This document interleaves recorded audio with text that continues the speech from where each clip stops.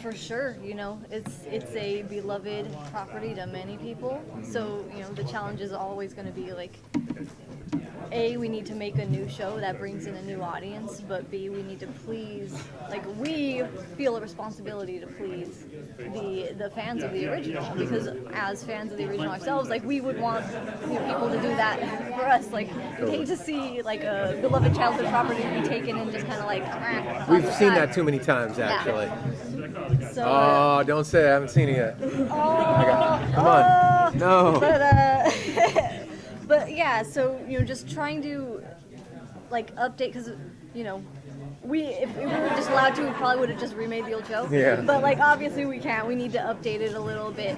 But our hearts are really they're in the old show. So we needed to update it, but still keep it true, keep it something that we were happy with, that we wanted to work on. Yeah.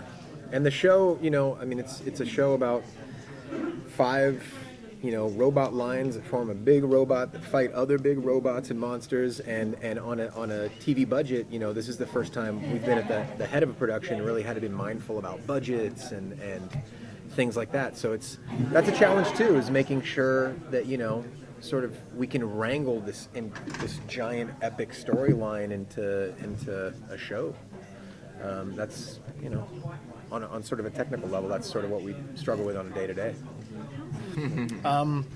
So yeah, there was some pressure. I mean, we put a lot of pressure on ourselves as performers always, regardless. But yeah, when there's a benchmark or something to look back on and sort of aspire to, yeah, I would say. But we also had a freedom to create these sort of, we were talking about the depth of character and the depth of the show. There's a lot more insight into who these guys are in this series than I ever experienced with the original Voltron. And we were sort of, coupled with the amazing writing and the direction and everything, we were able to sort of create a new thing. So it wasn't so much recreating or paying,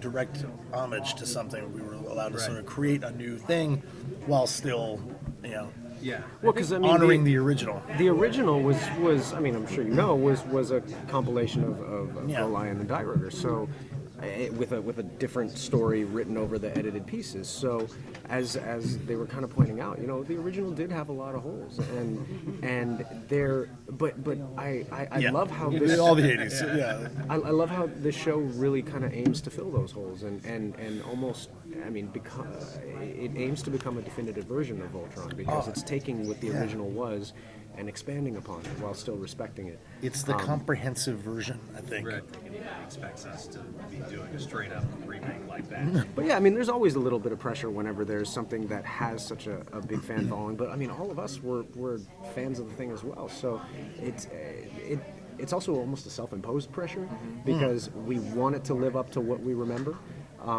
But I have to say that from the first script that I read and the first time that I stood in a room with all of these guys and we did an episode, all of my worries and fears and pressure and all that just kind of evaporated, because I was like, this is going to be awesome. The nice thing was, in the beginning, I'll say it's hard. in the first couple records, we did have, in the beginning, quite a few, the first few, once we had the cast locked down together, which has a great baseline, really all get to know each other, you build up that chemistry, so then when you're not all in the same booth, you can hear each other's voices and kind of where they're going to go.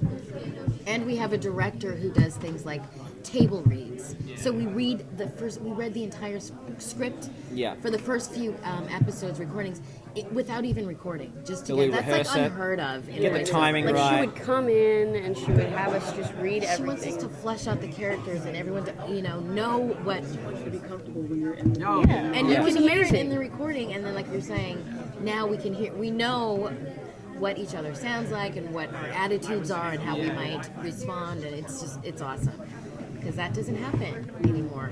So it's great.